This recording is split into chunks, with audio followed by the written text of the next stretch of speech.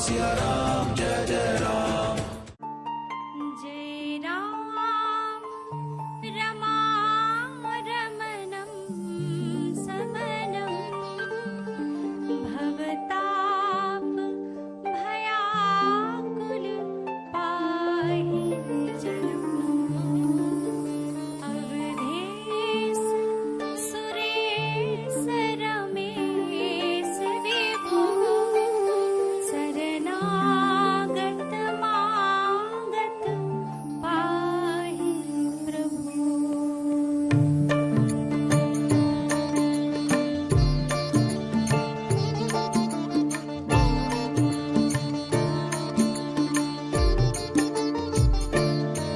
जय राम रमा रमणं समनं भवताप भयाकुल पाहि जन्म अवधेश सुरेश रमेश विभो शरणागत मागत पाहि प्रभु।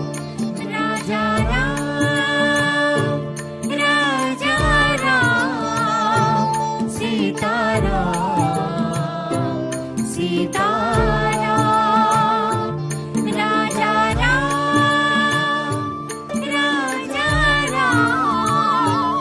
सीता राम सीता राम।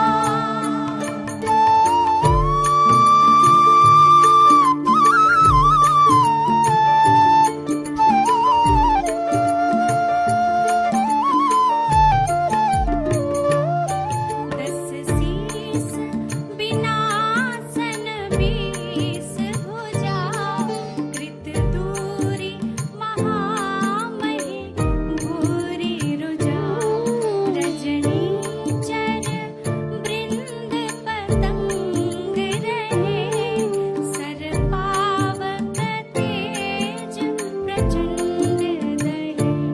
राजा राम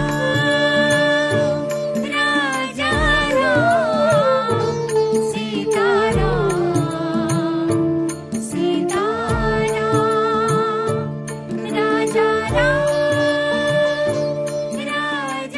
राम सीता राम सीता राम।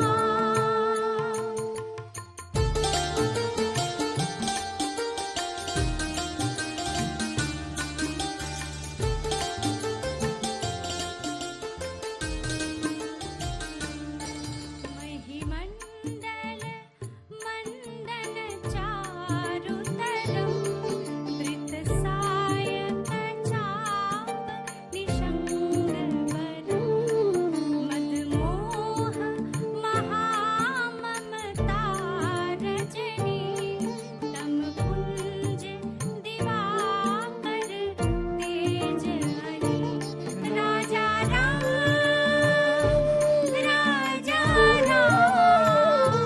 सीता राम सीता राम राजा राम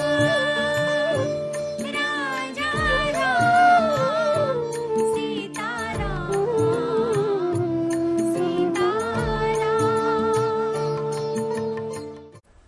प्रभु राम केवल हमारे आराध्य नहीं है बल्कि वो हमारी सनातन संस्कृति का आधार भी है। तो चलिए राजयोगिनी बीके उषा दीदी से जानते हैं राम नाम का वो अर्थ जिसमें हमारे जीवन के लिए बड़ी सीख छिपी है। श्री राम हर एक के लिए आदर्श इसलिए हैं क्योंकि उनको कहा ही जाता है कि वो मर्यादा पुरुषोत्तम है। जीवन में हर संबंध के हर मर्यादा में वो खरे उतरे और इसीलिए पुरुषों में उत्तम माने गए। भावार्थ यही कि हर संबंध को निभाना उनको आया, चाहे परिस्थिति अनेक आए, लेकिन कभी भी उन्होंने अपनी मनस्थिति को नकारात्मक नहीं बनाया, किसी के प्रति भी नकारात्मक दृष्टिकोण नहीं अपनाया। श्री राम का जीवन हर भारतवासी को यही प्रेरणा देता है कि हमारे जीवन में भी कितनी भी चुनौतियां आए, परिस्थिति आए, परंतु हमें अपनी मनस्थिति को हमेशा सकारात्मक रखना है और जीवन में आगे बढ़ते जाना है। और अब आपको अयोध्या में राम मंदिर के स्वर्ण द्वार की एक झलक दिखाते हैं। मंदिर की साज सज्जा का काम अंतिम चरण में है। दरवाजों को लगाने का काम शुरू हो गया है। गर्भगृह में सोने में मढ़े दरवाजे को लगाया गया। बाकी के दरवाजे भी जल्दी लगा दिए जाएंगे।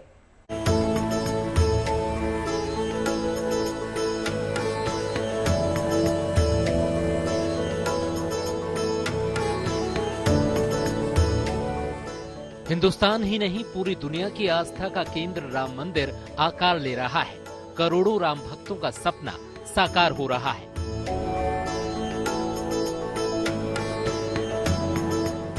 रामलला के प्राण प्रतिष्ठा महोत्सव को लेकर पूरा देश उत्साहित है। लिहाजा अयोध्या में तमाम व्यवस्थाओं को अंतिम रूप दिया जा रहा है। राम मंदिर की साज सज्जा का काम भी अंतिम चरण में है। शुभ समाचार ये भी है कि रामलला के मंदिर में दरवाजे लगाने का काम शुरू हो गया है। सोने में मढ़े हुए गर्भगृह के मुख्य द्वार को पूजा के बाद लगा दिया गया है। साथ ही गर्भगृह के दोनों ओर लगने वाले दरवाजों पर काम जारी है।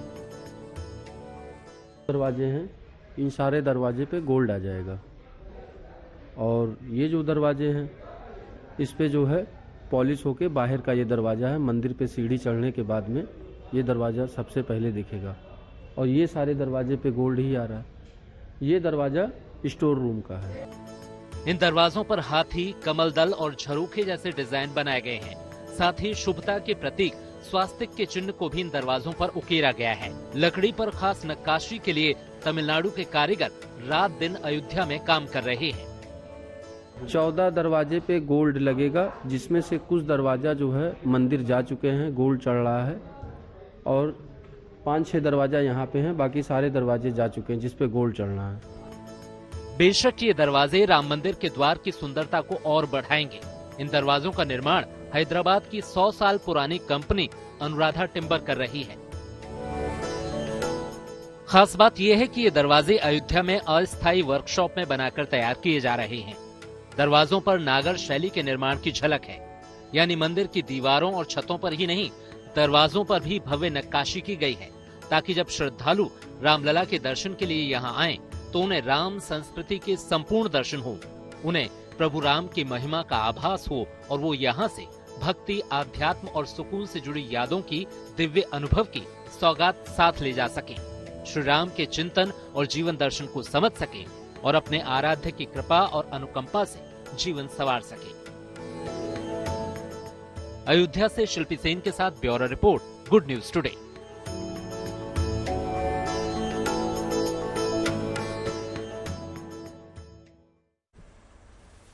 जैसे जैसे प्राण प्रतिष्ठा की तारीख नजदीक आ रही है, वैसे वैसे राम की भक्ति का रंग चारों ओर नजर आ रहा है। हर कोई सांस्कृतिक आयोजन में अपनी भागीदारी देना चाहता है। इसी कड़ी में देश भर से तमाम तस्वीरें आ रही हैं। घर घर राम मंदिर के मॉडल को पहुंचने की तैयारियां की जा रही हैं। अयोध्या से लेकर मुंबई तक राम के मॉडल की डिमांड ने सारे रिकॉर्ड तोड़ दिए हैं। वहीं धनबाद की रहने वाली सरस्वती देवी 30 साल बाद अपना मौन व्रत तोड़ रही हैं। उन्होंने राम मंदिर बनने तक कुछ भी ना बोलने की व्रत लिया था और ये प्रण लिया था। इसी तरह दिल्ली के एक पेंटर ने अपनी पेंटिंग्स के जरिए राम कथा उकेरकर सबको चकित कर दिया है। इसी तरह नवसारी से वो परिवार भी बेर के साथ अयोध्या पहुंच रहा है, जो खुद को शबरी का वंशज मानता है। आपके सामने ये 6 तस्वीरें हैं और ये तस्वीरें इस बात को बयां कर रही हैं कि कैसे राम का नाम चारों दिशाओं में गूंज रहा है। और अब आपको लिए चलते हैं मुंबई और दिखाते हैं कैसे राम का नाम यहां चारों ओर गूंज रहा है। अयोध्या में होने वाले प्राण प्रतिष्ठा कार्यक्रम को लेकर मुंबई भी उत्साह में है। यहां रामलला के मंदिर की रेप्लिका की डिमांड अचानक बढ़ गई है।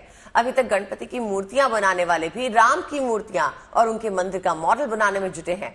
देखिए मुंबई से हमारे संवाददाता पारस दामा की रिपोर्ट।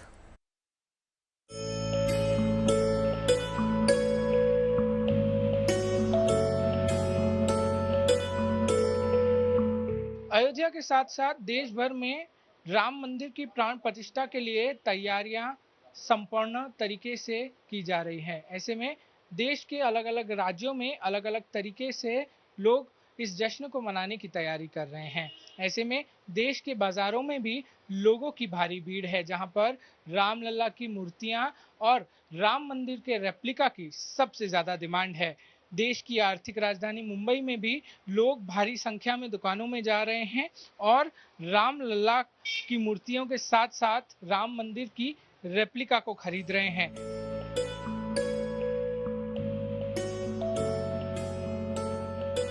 रेप्लिकास खरीदे जो गोल्डन है और वुडन से बनाया है, तो राम दरबार की रेप्लिका हमने खरीद लेंगे।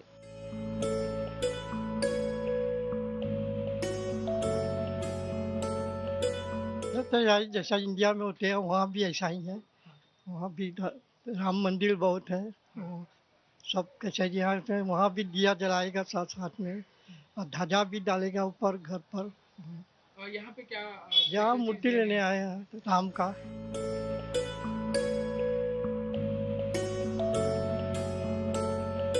मुंबई की एक ऐसी ही दुकान है जहां पर लगातार लोगों की भारी संख्या पहुंच रही है। ये अलग अलग रेप्लिकास जो हैं वो बनाई गई है। ये बड़ी राम मंदिर की रेप्लिका है, हूबहू वैसी ही बनाई गई है जैसे राम मंदिर अयोध्या में बनाया जा रहा है। साथ ही साथ राम भगवान की चरण पादुका भी यहाँ पर बनाई गई है, जिसकी डिमांड जो है वो भी काफी ज्यादा है। लोग ऑस्ट्रेलिया, मॉरिशस और विदेशों के अलग अलग हिस्सों से यहाँ पहुंच रहे हैं और इन सारी चीजों को अपने साथ लेके जा रहे हैं।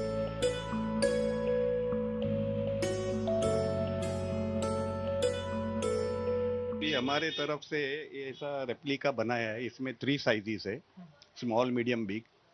स्मॉल का 1400 है, मीडियम का 2800 है और बिग का 3600 है। ऐसे 3 रेंज में। फिर वुडन में भी बन रही है अभी फिलहाल। तो इनका डिमांड बहुत है। गोल्ड इलेक्ट्रोप्लेटेड है, तो इसका लोकल मार्केट में भी डिमांड है और एक्सपोर्ट से भी आ रहे हैं।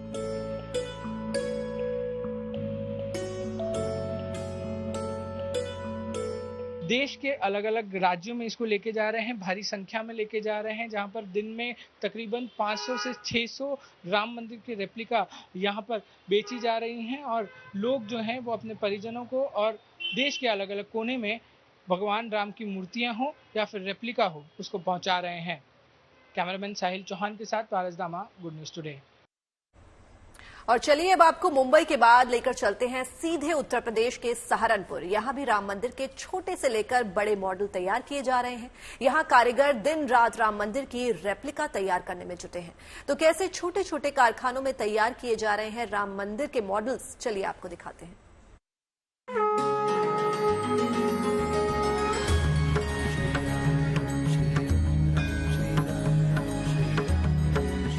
भगवान श्री राम इस देश की मिट्टी का प्रतीक है, आस्था का प्रतीक है, इस देश की संस्कृति का प्रतीक है।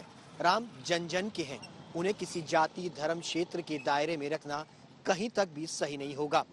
इसकी जीती जागती गवाही हमें देखने को मिली यहाँ सहारनपुर में। आइए आपको भी दिखाते हैं ये दिलचस्प तस्वीरें।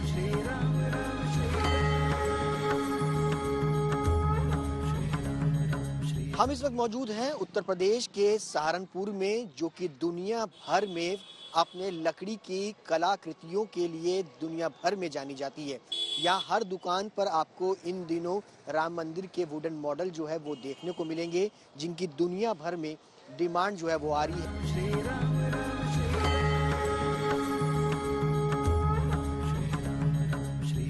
जब से नींव रखी गई है, इसकी शुरुआत हुई है, तभी से इसके ऑर्डर आने शुरू हो गए थे हमारे पास। काफ़ी टाइम से बेच रहे हैं और इंडिया के कोने कोने से आ रहे हैं हमारे पास बल्क में माल लेने के लिए।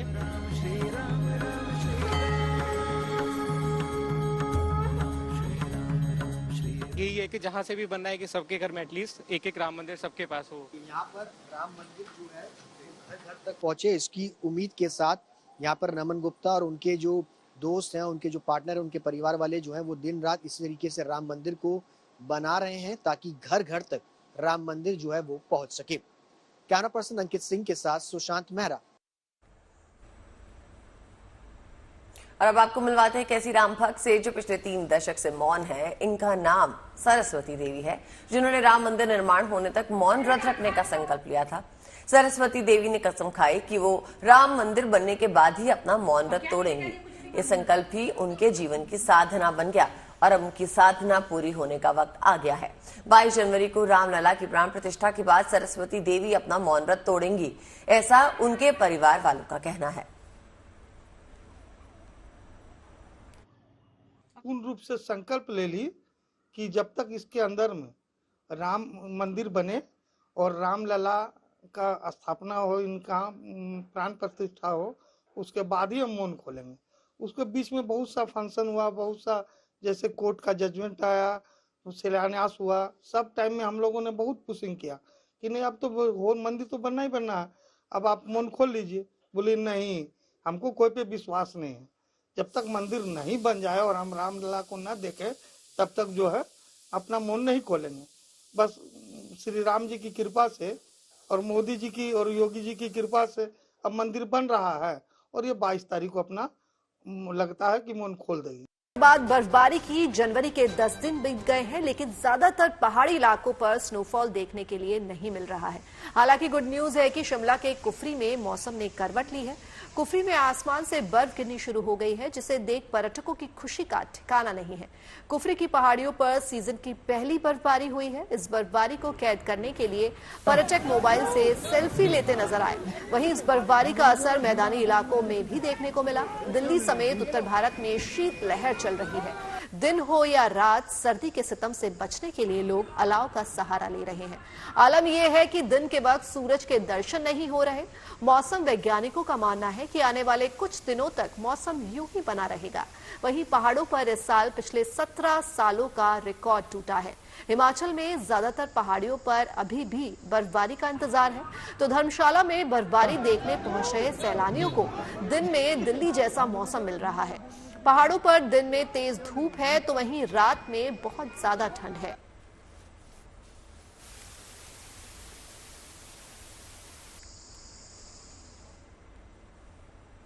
उत्तर भारत को फिलहाल ठंड से राहत मिलने की उम्मीद नजर नहीं आ रही। इस बीच दिल्ली में क्या है मौसम का हाल, बता रहे हैं हमारे संवाददाता आशुतोष मिश्रा। दिल्ली एनसीआर को फिलहाल तो कम से कम ठंड से राहत मिलती नजर नहीं आ रही है। और आप समझिए कि सुबह के 8 साढ़े 8 बजे अगर आपको ऐसा अंधेरा ऐसा लग रहा हो कि अभी तक उजाला हुआ नहीं, अभी तक सुबह नहीं हुई हो, ऊपर से सूर्य देवता को बादलों ने छुपा लिया है, तो आप समझ सकते हैं कि आखिर मौसम का मिजाज कैसा होगा। तो पूरे उत्तर भारत में कड़कड़ाती सर्द है। और मैं दिल्ली के कनॉट प्लेस में जब आज हूं तो कोहरे में भले ही राहत दिखाई दे रही हो, आप देख पा रहे हैं कि कम से कम विजिबिलिटी तो ठीक ठाक है, लेकिन एनसीआर के जो बाहरी इलाके हैं वहां कम से कम ऐसी स्थिति आपको नहीं दिखाई देगी। यानी वहां पर जाहिर है कि स्थिति थोड़ी खराब हो सकती है। मसलन अगर आप देखें विजिबिलिटी जो है कि अभी फिलहाल ठीक ठाक दिखाई दे रही है, लेकिन इससे ये जरूर पता चल रहा है कि कम से कम बाहरी इलाकों में स्थिति क्या होगी। यानी जाहिर है कि रेलगाड़ियों की आवाजाही पर असर पड़ सकता है। फिलहाल दिल्ली एनसीआर में उड़ानों पर असर नहीं है इसका, लेकिन जो सबसे बड़ी बात यह है वो है ठंड। ठंड इतनी ज्यादा है कि अगर आपने हाथों में दस्ताने और अगर कई लेयर में खुद को नहीं ढका है तो ये बेहद परेशान कर सकता है। सबसे बड़ी बात यह है कि एक तो हवा चल रही है और इन हवाओं के चलते, यानी सर्द हवाओं के चलते जो है उससे हड्डियां गल रही हैं, उससे ठंड को काफी जो है बढ़त मिली है, ठंड काफी बढ़ गई है हवाओं के चलते। तो आप समझ रहे हैं कि फिलहाल मौसम का मिजाज उत्तर भारत में बिगड़ा हुआ है। ठंड से कब तक राहत मिलेगी फिलहाल ऐसी कोई जानकारी नहीं है, लेकिन चूंकि बरसात का अलर्ट है कि बारिश हो भी सकती है और अगर वो हुई और तेज हवा इसी तरह चलती रही तो आप समझ सकते हैं कि मुश्किलें फिलहाल और बढ़ेंगी उत्तर भारत में। फिलहाल ठंड का प्रकोप लगातार जारी है। दिल्ली के कनॉट प्लेस से मैं आशुतोष मिश्रा।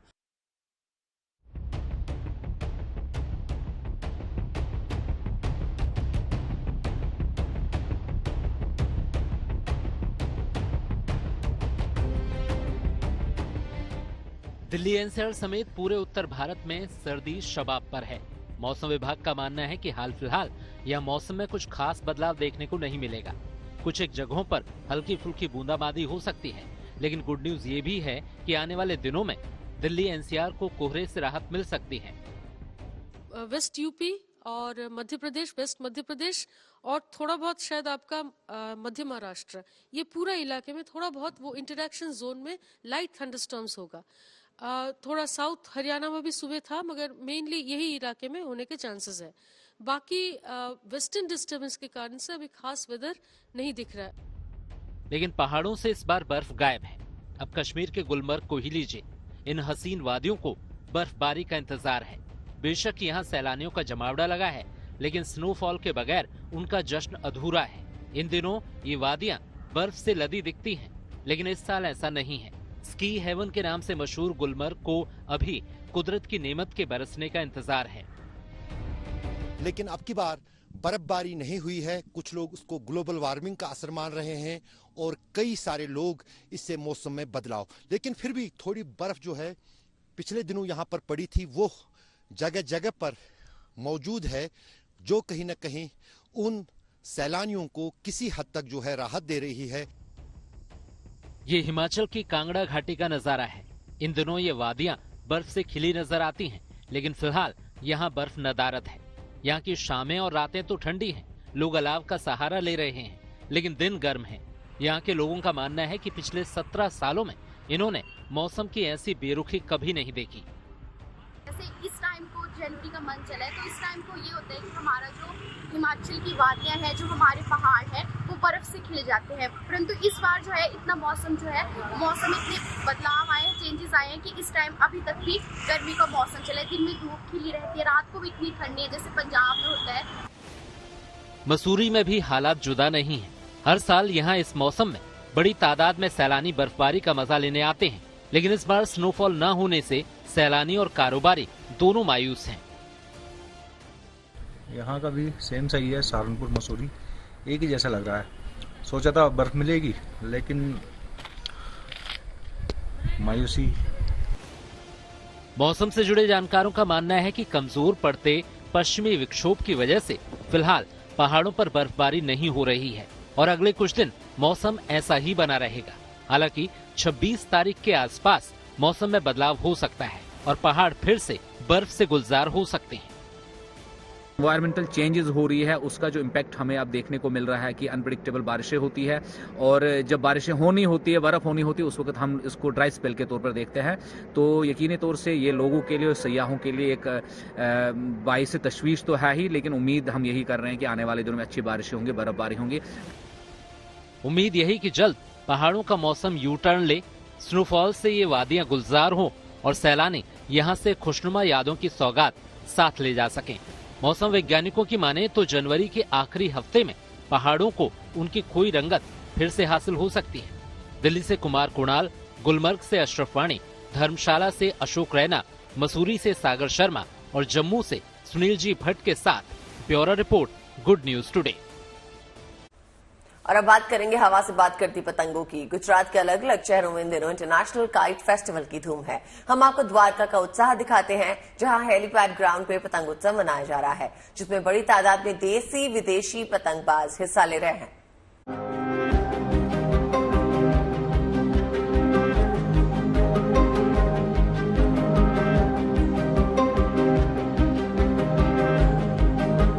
रंग बिरंगी पतंगों की आसमानी उड़ान, ये नजारा द्वारका में चल रहे इंटरनेशनल काइट फेस्टिवल का है, जिसमें बड़ी तादाद में देश विदेश के पतंग प्रेमी हिस्सा ले रहे हैं। ये पतंग महोत्सव 14 जनवरी तक चलेगा। खास बात ये है कि गुजरात के अलग अलग शहरों में पूरे उत्साह के साथ पतंग उत्सव मनाया जा रहा है और दुनिया भर के पतंग प्रेमी इसका लुत्फ उठा रहे हैं। ये पतंग उत्सव कमाल का है। मैं यहाँ आकर बहुत खुश हूँ। मेरे हिसाब से तो ये बेस्ट काइट फेस्टिवल है। मैं इसका हिस्सा बनकर खुश हूँ। स्थानीय लोगों के साथ ही बड़ी तादाद में विदेशी पतंगबाज भी इस महोत्सव में शिरकत कर रहे हैं। गुजरात के अलग अलग हिस्सों में चल रहे पतंग उत्सव में 55 देशों के 153 पतंगबाज हिस्सा ले रहे हैं। द्वारका के आसमान पर छाया ये अतरंगी नजारा काइट फेस्टिवल का उत्साह बयां कर रहा है। Bureau report, good news today.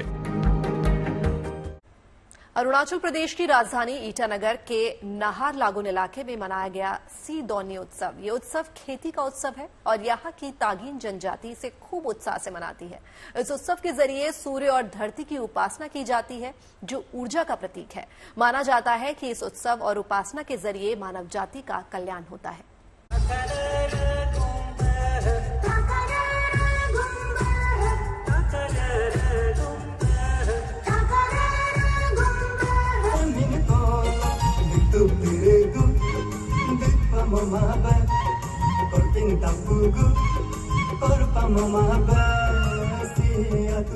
धरती यानी माँ और सूर्य यानी पिता।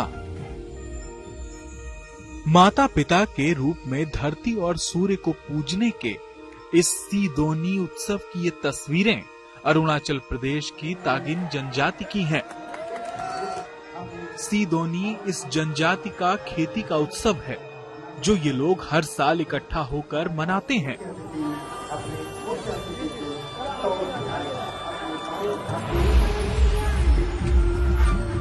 पारंपरिक वेशभूषा में तागिन जनजाति के लोग पूरे उत्साह से इस उत्सव को मनाते हैं।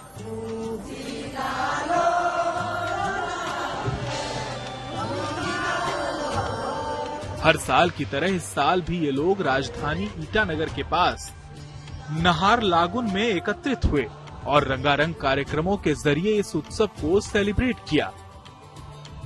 नए साल का स्वागत करने वाला ये जनजातीय उत्सव पूरी मानव जाति की खुशी और समृद्धि के लिए मनाया जाता है। हमारे यहाँ पर एक मान्यता है। तागिन जनजाति के लोग इस उत्सव के जरिए ये भी संदेश देना चाहते हैं कि लोग अब अपनी संस्कृति, वेशभूषा और स्थानीय भाषा को भूलते जा रहे हैं और इस तरह के उत्सव से लोगों में उनकी सांस्कृतिक चेतना को पुनर्जीवित किया जा सकता है।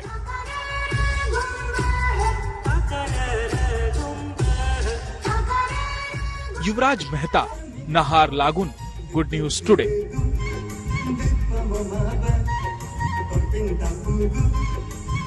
Mama,